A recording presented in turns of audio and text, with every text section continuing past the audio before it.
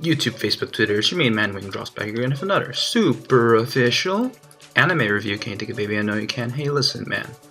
Alright, I'm doing another one of these andrewrox20's spots for the first time in forever. The last time I did one of these was, I want to say, summer 2016. So yeah, it's been almost 2 years. The only reason I'm doing one of these anime talks again is because this season of anime is probably my favorite season of all time, and I want to commemorate that somehow. The other one that comes to mind is probably spring 2017, which had Attack on Titan 2, Saikano 2, Eccentric Family 2, and Little Witch Academia Part 2. Good times. Alrighty, before I start, got some PSAs. First things first, I'm talking with a cough drop in my mouth right now, because I'm kind of sick, so my voice probably sucks and I might cough here and there. Second, I'm recording this before I leave for AX because that's going to be a black hole in my schedule. So as it is, I haven't actually finished everything right now, so there's that. And third, this vid is going to be, I want to say 99% spoiler free. It's going to be hard to completely avoid spoilers, but you know, I'll try my best. And last, like in terms of organization, I'm going to do this in reverse order of how much I like the show. So first is the worst and best for last. Darling and the Franxx. I don't even know where to start with this show. I'm a die-hard Studio Trigger fan. I've seen basically everything, including things like Luluco and Ninja Slayer. So needless to say, I was super hyped for Darling, which was the first Trigger show since Little Witch Academia. All I'm gonna say is, I was truly disappointed by the show. I can put up with Studio Trigger's garbage. Pure clown fiestas that don't take themselves too seriously are super fun to watch for me. For example, I genuinely enjoyed Inferno Cop and Ninja Slayer. Darling took itself too seriously for its trashiness to be justified. Like, I'm down to watch a clown fiesta, but it's gotta be a pure clown fiesta, not a half-baked, try-hard piece of garbage like Darling. To nitpick a few things that went wrong, first, the pacing of the show was absolutely horrible. A lot of parts of the show were too slow, while other parts were rushed. Another thing was the characters. Instead of ridiculous caricatures that we usually get with Trigger, we get a bunch of pubescent teens who are going through the typical slice-of-life drama BS. Actually, that brings me to my next point. The show was too slice-of-lifey at points for my taste. Too much stupid inner-character drama and not enough mech action. When I watch Trigger, I expect clown fiestas, not K-dramas. Screw you, A1 Pictures. The show does have a couple redeeming qualities, though.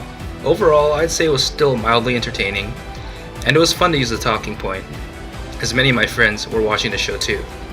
And the mech fights were decently hype. Also, I can't say too much because spoilers, but the ending was alright. To quote my fellow Alliance member Chris Lynn, while Darling in the Franxx was utter trash and is a solid 1 out of 10, we have to appreciate that it broke the record for largest boobs in anime. End quote. Overall though, this show was a huge disappointment for me, especially because I'm a big Trigger fan. TBH, this show should have renamed itself to Darling and It Sucks. I didn't like it. Sword Art Online GGO. If I look at this show objectively, of course it was subpar. Many of the characters were downright stupid idiots who were super unrealistic. The plot was shallow, and a lot of it was dumb and ridiculous. However, if I turn off my brain, the show is actually decently enjoyable, and wasn't the worst thing I saw this season. First things first, the show is basically PUBG the anime, set in the Sword Art Online GGO universe. That in and of itself is a pretty cool concept, having an anime battle royale with guns instead of the usual fantasy settings. Also, the show is surprisingly violent. Granted, it wasn't super gory since all the characters were online avatars that didn't really bleed, but it was still cool to see people get shot up, cut down, and blown up. Episode 11 was especially cool, with the initial Kansai Drifto sequence with the cars. The opening, Ryusei, was also super fire. Air Alley always does a good job with her songs. This one is almost as good as Ignite aka Maya Wazumi Yuma, in my opinion. She'll always have my support since I got to see her live at J-Pop Summit 2015. Okay, but now I'm making it sound like this wasn't actually a good show, which it wasn't. So I'm gonna bring up a couple issues with the show. First, everyone in the show is extremely dumb and makes incredibly bad decisions. The plot itself is completely broken because there are no consequences for everything. One, because it's just a game, and two, everyone's just an idiot. Second, it's pretty personal, but the main character and her partner are lollies with super annoying voices. Their short stature is a huge advantage in the game, which is completely broken. If the people in this universe weren't all complete idiots, as I mentioned earlier, we could have had a show with 100% of the characters being lollies. If they were trying to be optimal, of course. Scary. I would have much preferred if they had characters like Xenon, aka Kenny S from SAO2. Okay, now that my anti-lolly rant is over, I'll just say, this show was pretty bad, but when I turned my brain off, I was actually able to enjoy it a good amount. Watching a lolly tear things up with a P90 has good entertainment value, as it turns out. Tokyo Ghoul Re was a pretty good show. Despite my not being the biggest Tokyo Ghoul fan, even I was able to appreciate how hype and awesome Re was. Of course, Re featured Tokyo Ghoul's trademark violence and gore, but Re also had a lot of emotional moments with characters who have seen development across the shows. A lot of old faces are in this season, both ghoul and human.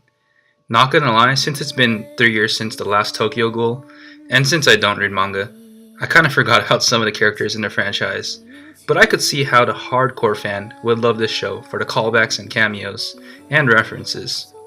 Side note, I watched the English dub for this show, and it was quite solid. Funimation usually does a good job with their dubs, and this show is no exception. The best part was how Kanae, or whatever Shu servant's name was, had a French accent. It was actually so good. You can't get that in Japanese. Also, the ending to episode 6. Holy moly. When Tokyo Ghoul Opening 1 Unravel came on, I lost it. So nostalgic and hype. And that about sums it up for Re. I gotta say, I didn't enjoy it too much because I'm not super invested in the Tokyo Ghoul franchise, but in the end it was still super hype, nostalgic, and violent. Chomp. Next, we got Food Wars Season 3 Part 2. If this was any other season, Food Wars would be a contender for my favorite show of the season, if not the clear favorite. Part 2 of Season 3 is better than Part 1 in my opinion, because it revolves less around Eren and his daddy issues. The season does a good job of bringing back old characters and showcasing them in action, and basically everyone gets some screen time. My main gripe of this season is that I feel like the formula for Food Wars is getting kinda stale and repetitive, and the food that they make isn't as exciting as before. In my opinion, nothing's gonna top the Karaage arc. The ending was strong though, so this was still a good show, just not the best. Wotakoi was a really surprising show for me this season. It was this season's Noa Tamina show, Noa Tamina being the programming block that brought us Ping Pong and Zankyo no Terror, so you know I'm watching it. Wotakoi was just a super wholesome romance / slice of life that was relatable for me in many ways. The characters are all otakus, and they work in an office, #summer internship. Hirotaka is the hardcore gamer guy. I can relate to Narumi because she tries to hide her otaku side. Kabakura is pretty open-minded. Koyanagi's the only one I don't resonate with because I don't cosplay. Another interesting thing about this show is how openly they showcase Yuri and Yaoi. Looking back, the show is just super wholesome, chill, and fun to watch. Good times. Megalobox was a super hype show from this season, and I enjoyed it a lot. Shoutouts to B for recommending it to me. This show was so good that I went out and bought a Not Dead Yet poster at Fanime before the show even finished. Watch my Fanime blog vids if you want to see the poster. So, I'm actually a big fan of sports anime, if you couldn't tell from my favorite show being Ping Pong. What turns me away from most of them though is that they're super long. That's what was great about Megalobox though. It was only 13 episodes. Another thing about Megalobox that I liked was that it was super gritty. It gave off rainbow vibes for me, being rough around the edges, violent, and hyper-masculine. Okay, I'll admit, the plot of the show was stupid, predictable, and had a lot of holes in it, but that didn't stop me from loving this show. The soundtrack for the show was high-key godlike. There were certain moments in the show where a certain theme would play that would give me goosebumps. The characters all get good development across the short story, similarly to Ping Pong. Old characters aren't forgotten in the show. Every character matters by the end. Overall, the show was just super hype, fun, and enjoyable for me. It's my favorite show this season that wasn't a direct sequel or part of a franchise. Not dead yet. Saiki Kusuo is my favorite comedy anime of all time. I was so hyped when season 2 came out, and I got to see my favorite characters back in action. Saiki is the kind of show that I can watch every week and never get tired of. I wish it could just go on forever. Comedy in a show is often subjective. You either like the jokes or you don't. What makes Saiki's humor so great is the characters behind it. I like almost the entire cast of this show, so when the gags are played out by these characters, I can't help but to laugh. Seriously, the characters carry this show so hard and make each gag that much funnier. Saiki 2 was simply a masterpiece. Every single character in the show saw substantial development, and new characters are thrown into the mix to spice things up. Season 2 was also interesting because there was more plot thrown in there. There were more mini arcs in this season, as well as episodes where you learn about Saiki's past and his powers. The music in this show is great as usual. Put Your Hands Up is a jam, and the karaoke ending is awesome as well. Getting to hear Teruhashi, Aira, and Saiki sing a song together is just epic. Put Your Hands Up is especially fitting, because this show was originally recommended to me by my main man B, who embodies putting hands in the air. One thing that I myself don't have a problem with, but that I could see others having, is the pacing of the show. Since this show is broken up into 5-minute skits, the characters all talk pretty fast. This is exacerbated by the new character, Mr. Childhood Friend Akechi Toma. Also, side note, this show's ending tore up my heart. I haven't felt this sad watching anime in a long time. It was sadder for me than most tearjerker anime. It was truly emotional. Looking back, Saiki 2 never stopped with the jokes, being somehow even better than the original in my opinion. Overall, Saiki Season 2 was amazing and an absolute blast to watch. Alrighty, this was a super tough decision for me, but for second place, I have Steins Gate Zero. Steins Gate Zero is just as good as the original anime, in my opinion. Just to be clear, I'm reviewing the first part of Steins Gate Zero, the one that aired in spring 2018. The opening song was super hype, and the rest of the soundtrack was godlike as well. Quoting my boy Pokey Dictator, all of the female characters got buffed, if you know what I mean. Shoutouts to Nuo too, for pointing out that Chie and Nanako from Persona 4 are in this show. Anyway, this show was awesome, with a complex story and great, memorable characters. The new characters were super hyped too. Maho was pretty good, with those Shrek green eyes. Shame she was a lolly. But she is overshadowed by the best character in the series, Dr. Leskinen, the professor at Victor Kondria University. This guy is so OP, a doctor and researcher at one of the most prestigious universities in the world, and his English gives Lintalos a run for its money.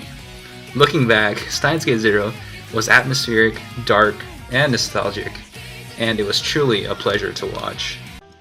My first place show has gotta go to My Hero Academia. The series is slowly climbing up my rankings for favorite anime of all time, and this new season contributed to that. To be specific, in this vid, I'm talking about Season 3, Part 1, the season that aired spring 2018. This season was absolutely amazing in my opinion. Without spoiling too much, I like this season because it showcased villains more than in previous seasons, and so the action felt more high stakes and epic. Many characters saw development over this arc, and overall, it was just non-stop action. I feel like the pacing was good, the comedy was good, the action was good, everything was just incredibly solid. My favorite part of the show, the music, was on point as well. Top tier songs, timed to perfection to the action, would give me chills. My Hero is just my type of show. Shoutouts to my man Nuo for watching the show with me, at least the first half of it. Also, I gotta bring up the opening for this show. I Keep My Ideals is super hype, probably the most hype opening song for the show yet. The English in the song is real too. From I Keep My Ideals to What's Going On, this song is just straight fire. The show is just straight up the best shonen I've ever seen. From the characters, to the action, to the music, everything is just well done, even the tropes. The training arc was hype, and so was the Saving Private Bakugo arc. There were tons of twists in the season too. Looking back, this show was just super fun to watch, and it's taking the first place spot for this stacked season of anime. So that's gonna wrap up my rant for this anime season, Spring 2018.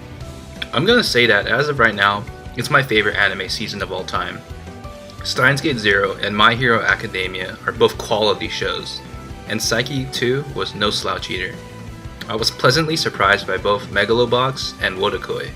They were both really enjoyable and were great shows on their own. Food Wars is always a solid contender, and it being this low on my list just goes to show the quality of this season, in my opinion. Sword Art Online, GGO, and Tokyo Ghoul Re were admirable sequels/spin-offs that were great in their own right, and had their own little charm. The only truly bad show I saw this season was Darling in the Sucks, and even then, it wasn't even the worst thing I've seen. Shoutouts to Love Live Sunshine and Oremo. So yeah, I hope you enjoyed this episode of andrewrox20's Thoughts. I don't regularly do these, so it might be a while to the next one. Thanks for watching, and I'll see you in the next video. We're done here. Hi, I'm very sorry, but this guy in this video sucked. It's a solid 6 out of 10. Yo, Annie, basically. Subscribe, like the video, Yes, my share friend. it. That's the good one. Mamma mia. Mamma Mia. Hey, that's pretty good.